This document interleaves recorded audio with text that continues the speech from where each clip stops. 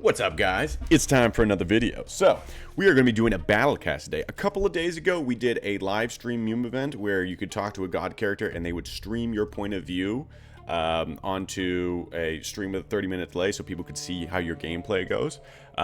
This is going to be some of the footage from that because a bunch of people logged on and had some fun showcasing their experiences playing the game.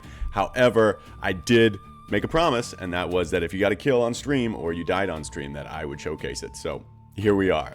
Here we are. Let me tell you one thing. Streaming with a 30-minute delay, brutal. That being said, I think we're gonna try doing it again because that was really fun. And the system was a little bit broken, and I fixed it, and I want to make it like see if it works next time. And it was just kind of cool seeing how people PK from their point of view, kind of in real time. Yeah, this is a weird video, guys, because you're watching a dude who's watching myself watch someone else who is probably you. So, well, you know what? Yeah, this is the what's that? Tropic Thunder. I'm the dude who thinks he's it. What? I don't even remember the quote. Anyway, we're gonna move on. I'm the dude playing a dude disguised as another dude. There we go. I got it. Awesome movie. All right, let's get into it here. Enough dilly-dally. So, first one up, we have Krark. First off, huge shout out to Victor. He was the first guy who was walking around and he was doing a bunch of XP and stuff. Awesome. Thanks for being a great sport and letting us spectate you. Then we moved over here to Krark. Krark the Orc. Krark, I think is the name. Krark, whatever. And he was like, okay, let's do it. And so here we go. It looks like we are on the outskirts of Tarbad, which is like the thief city, the thief capital. So both orcs and light side characters will go there. It's a little bit more dangerous for orcs because the city guards will try to kill you, but you know what? They're going to try to kill the light side characters a lot too, so it doesn't really matter. It's a dangerous city. And it's a great place for thieves. So it looks like he is a thief character. Again, as I said, the client here was a little bit broken. It is fixed for next time, but we're not going to be able to see a lot of the prompts. Sometimes we'll see it, but most of the time you won't see the prompt this time around, which means that we're going to have to be using our wits to understand what people's hit points are at, which is a little bummer, but whatever. Moving right along. So he's sneaking along in the sewers underneath the city, the tunnels. There's a couple guild masters down here and lots of great XP. This is a good place to gather gold too, because there's a lot of assassins and thieves that if you kill, load a fair bit of gold.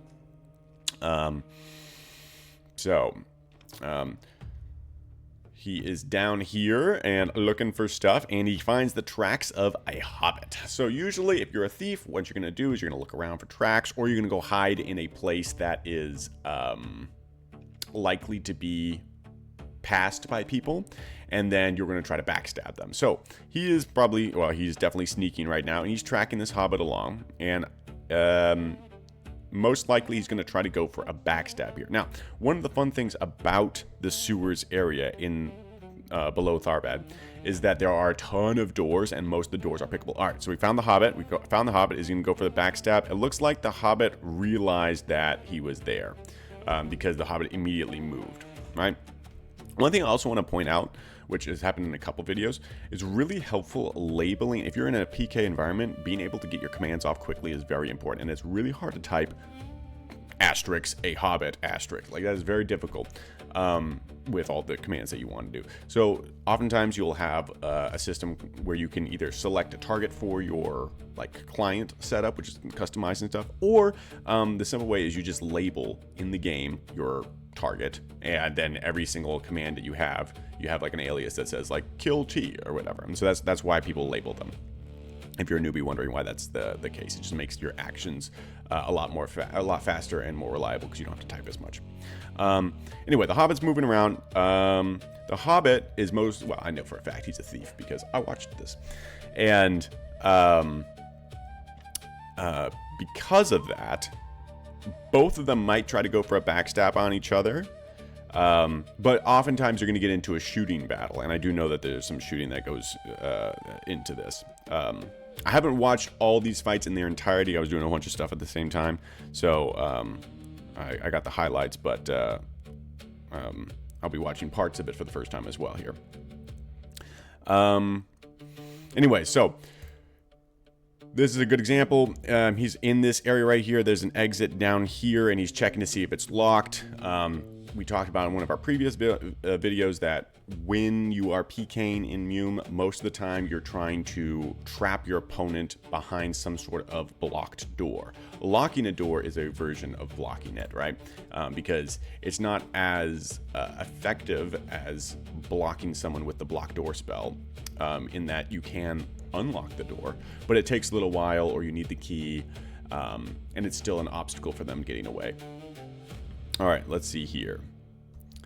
All right, found the Hobbit, and he's trying to, this right here, where he is picking the lock. You can, without a key, you can lock a door by picking it, or unlock a door by picking it, and then you can lock it as well by picking it. Just kind of reverse lock picking it. All right. So this area right here, there's lots of enemy, there's lots of hostile mobs or NPCs to both of the characters, so they are probably going to take a fair bit of damage. They're running around. You'll see that this Dale's horse is running around all over the place without a rider. Well, they're underground, so that's why there's not a rider, but it's following something. Horses like this don't move around by themselves. So if you see a horse moving around kind of quickly like this, it means that something is leading it and you can't see that something. Which right here you see the Hobbit sneaking around, but oftentimes you'll see this. So like, let's say you're a newbie and you're hanging out, and like all of a sudden a Dale's pony or a warg enters your room out of nowhere, but you don't see an enemy. He's probably there. He's sneaking. You should stand. You should move. You get out of the way. Get out of the way. Okay, so they're turning this into a shoot battle. So right now the Hobbit shoots him extremely hard, and he is using a crossbow, it looks like. So his hits are going to be mega hits. And as you can tell, each time he hits extremely hard, that is like, I don't know, 30 hit point chunks right there. He's shooting back. Krark is shooting back, but his shots are only regular shots or strongly shoots. That means he's only doing like 20, maybe 15 hit points worth of damage. So the Hobbit is definitely winning in this scenario. The reason this is that the orc here is using a longbow versus a crossbow. Crossbows do more damage up front, but take longer to load. And like regular bows are going to have higher DPS, but less upfront damage. You'll see a lot of sneak shooting here. So what they're trying to do is leave a fight, and specifically the Hobbit is using avoid or escape, which means seems to avoid the fight message. He doesn't want to flee, because if he flees, he's going to get no sneak, and if he gets no sneak, that means he can't sneak into a room and get the bonus damage from shooting someone while being hidden, right? Because you'll do more damage if the opponent can't see you. And that's one of the reasons why these Hobbit shots are hurting so much. Again, we can't see the prompt right now, but if you're a thief, you probably got about 300 hit points, and he's taken 4 or 5 shots of these extremely hard and shatters it. He's probably down to under 100 hit points right now. And the Hobbit's still probably above half. Generally speaking, even without the prompt, again, if you're in a fight and you're eating shatters, like right here, someone hits shoots your body extremely hard and shatters it, even without seeing the prompt, you know you're low. So whenever you're in a fight and you're starting to eat shatters like this, that means that you are like in the bottom 30% of your hit points or something, and life's getting, it's pretty bad, right? And especially if you're not doing the same to your opponent, that means you are losing the fight. So with, again, a theoretical max of somewhere around 300 hit points for a thief, he's got to be very close, and probably within 1 or 2 shots of death right now. And the Hobbit was not really eating shatters, so this is looking pretty one-sided right now. Yeah, he ate another shot. Oh man, he's got to be close to dead. It's got to be like 1 more shot.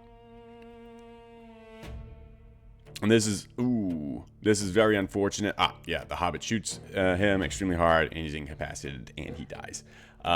This is a scenario. Crossbows are very effective for thieves, especially in this kind of a scenario, because they're not going to spend a lot of time hitting each other. Like in constant combat, they're going to do a lot of going away and then coming back. And in that scenario, crossbows are very effective, right? Because you're not going to be constantly engaged, so you have time to reload and really get a powerful shot, versus the higher DPS of a longbow, which would rather be relatively constantly engaged compared to a crossbow. Anyway, He dies here. Very unfortunate, but huge shout out to Clark for taking the plunge and being the first one in through the gate. The Hobbit leaves most of the equipment, I believe. Don't quote me on that, but I think he did. All right, moving on to the next one, though. Let's see here. We had a couple fights here at 158. 158. I gotta say, that was one fun part, is like spectating people and being able to give the live, like, hey, that was a great fight and stuff. That was really cool. That was fun.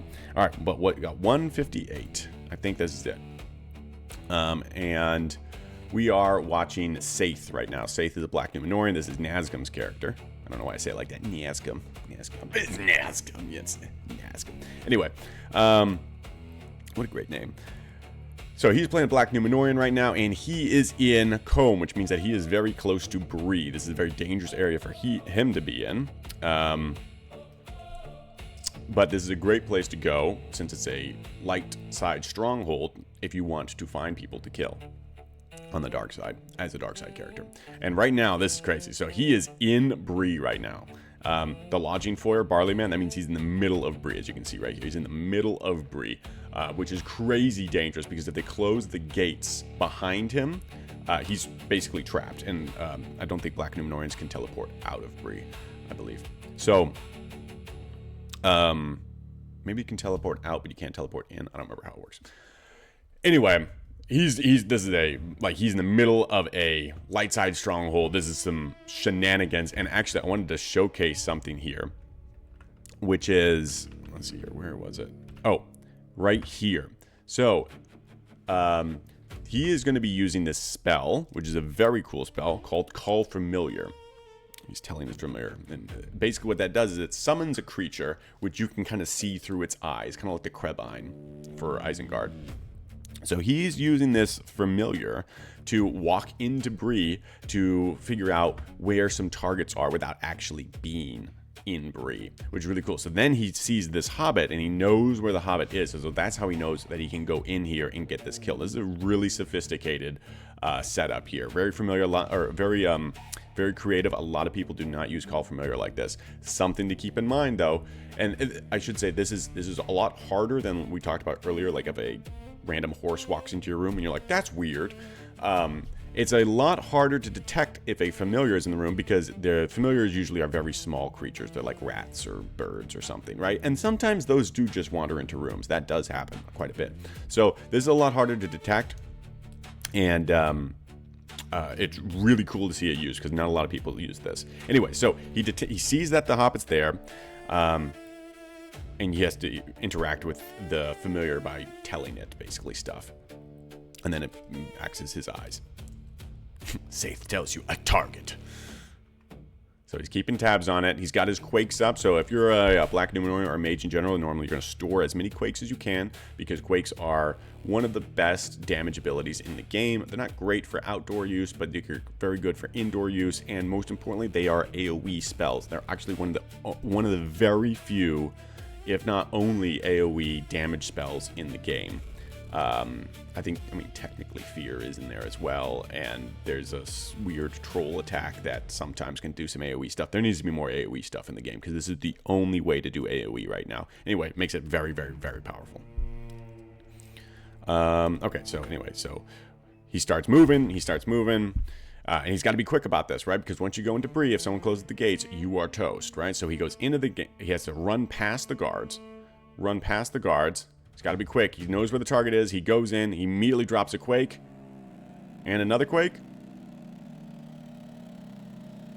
Boom. Second quake. Hobbit dies. You don't have time to check the equipment. You just got to get out of there, right? Got to get out of there, especially since the gates, even if someone's not there, the gates will close once it becomes dark. And right now it's sunlight.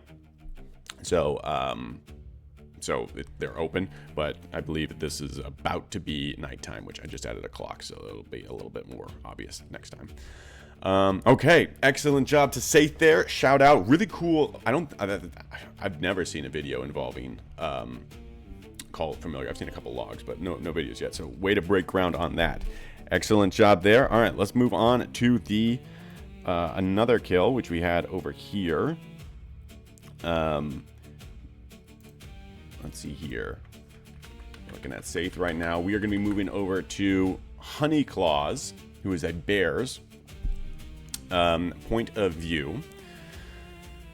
And we had this nice little system where the players can just tell you to spectate them, and then it auto-spectates. Anyway, so right now, it's a little hard to tell, but we are in the Knock area, or the New Orc Caves, specifically in Slag. Honeyclaw is a bear, and he's fighting Hellfire the Orc, it looks like. Now, bears have very little armor. They've got okay defense, but pretty much no armor. They have to fight naked, and they don't fight with a weapon, but they hit extremely hard. They're pretty much all they're the light side version of trolls, at least at the basic level, or a simplistic level. And so they do a ton of damage, especially in groups, but they also take a lot of damage. So, bears are...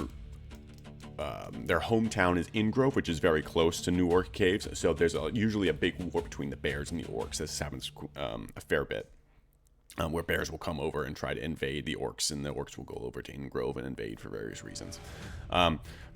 So we've got some back and forth here. It looks like right here we can see that Honeyclaw is already bad and slow. We didn't see what Hellfire was, or maybe we did, but I missed it. But he's already bad and slow. So he's retreated now back over to the Knock, or we just call it Knock, New Orc Caves Knock, Hunter area, right? And he's hoping that the Orc will follow him. If he's making a stand like this, this means the Orc is also pretty low. As a bear, you can easily get, maybe Fane has 600 hit points. I forget what the max was. But he's probably got 500 something. The Orc probably has a similar amount. Again, he's going to wear armor, so he's going to take a little less damage. But then again, Honeyclaw is going to do more damage too, because he's a bear. But if he's willing to take this fight, he's still probably at 200 something hit points, maybe 200. Maybe a tiny bit less, but still in that area. And I don't know what Hellfire is at right now. All right, the Orc is looking, right? And again, he moved into this room, which is a closable, right? So that means that if there's a fight, you can kind of use the door and close the people in. So he hits them and he gets a bash. One thing this is a judgment call, or I would say a judgment call, right? But you have to pay attention to how you want to play this scenario, right, in a warrior matchup, because if you come in and you try hitting the opponent first, that means that they can't walk out of the room, they have to flee out of the room, right? And you might get a little bit of damage off, right? But if they are spamming bash here and you are spamming hit and then bash, their bash might go off first. In this case, it's almost definitely the right call here, what Honeyclaw is doing, because bears have such high dexterity that their bashes are very quick, so he can get away with this really effectively. But in Hellfire scenario, this might be a great position to, instead of spamming hit bear, start with bash bear, and that might be actually what he's doing. It's hard to tell.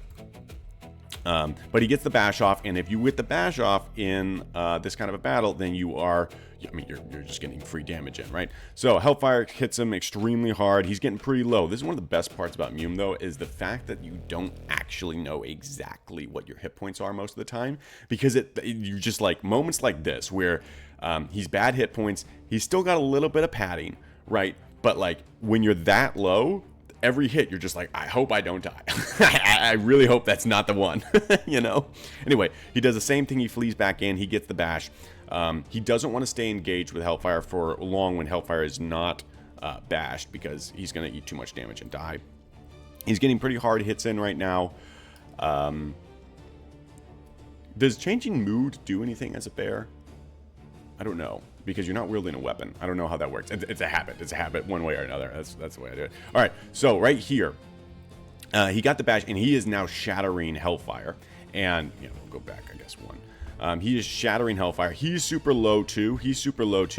Hellfire is panic fleeing, or he's fleeing. He's not panic fleeing, but he's fleeing. And that means that his wimpy went off. That means that he's probably really low. Well, maybe his wimpy went off, but probably his wimpy went off, right? Or he hit the fleet button manually. One way or another, he doesn't want to be here, and he's low. So now Honeyclaw is spam closing the exit. I don't know, I'm using my pen on the screen, like that's not doing anything. He's spam closing the exit to try to make sure that Hellfire doesn't escape. So Hellfire should be spam opening the exit now, or using this opportunity to try to bash. And so I think that's what he was actually trying to do. So then Honeyclaw fled out before Bash could go through, and now we're kind of go back into this game of, oh, so right here, oh, this is if Hellfire lands this Bash, there is no way that Honeyclaw survives here. He already gets another hit in. You can, especially if you see this measure right here, you are racked with overwhelming pain. You are low. So he's definitely awful hit points at this point. I don't know, maybe like 60 hit points left, maybe, if that. He's strongly shattering Hellfire. He takes another hit. Man, he's got to be so freaking low. He hits another hit on Hellfire, and finally he gets the last. So in this scenario, so this is pretty much a scenario where anyone who gets this hit wins. If he gets hit here, he dies. And if he gets the hit, then he wins. And it's just luck. It's luck. Just like, can you get the... It's not luck. It's a lot of skill, right? But like, can I get that last little bit of damage to make them incapacitated, which means they're not dead yet, but the next hit kills them and they can't do anything. It's just like the adrenaline is pumping through your veins. Anyway, he got the last hit. He got it. He was probably on like, I don't know, 20 freaking hit points or something, maybe less. Yeah, he's awful hit points, slow. That was about as close as it gets. Definitely one more hit and he's dead, 100%. Very, very well played to Honeyclaw and Hellfire right there. Excellent job, both of them. Fantastic for like not running away and just going for it, right? Bloodthirsty. That's what we like to see. All right, and then we've got one last one, which is over here. Over here. This one's a quick one. This one's a quick one, I think. We are spectating Lothelia right now, who I don't have the thing up right now. But we are spectating Lothelia, and she is out by, it looks like the Bree area. I think this is just northeast of Bree. And she is tracking a Hobbit, it looks like. Tracking a Hobbit. Lothelia is a thief as well, so usually going for shoots and backstabs, just like we saw earlier. I believe this actually might be the same Hobbit that Saith killed in Bree. So, and it died in 2 quakes, which means it's probably relatively low. Yeah, he's wielding a short sword, which means that he's probably low. Anyway, he eats a backstab and dies. Very unfortunate, but hey, that's the thief life for you sometimes. You just kill them. And he's probably trying to grow up to be a thief. Anyway, we had 4 great fights there, or at least 4 great kills. Awesome job, guys. I'm going to try to do this again because I had a lot of fun. And I like when people can showcase what they're doing, and as opposed to like having to, because I know how hard it is to like set up an OBS system and like get your recording done and whatnot. So if you guys had fun also participating in this, let me know, and yeah, maybe we can do this again like next week or something. But other than that, great fights, guys, and I'll see you guys next time. Peace.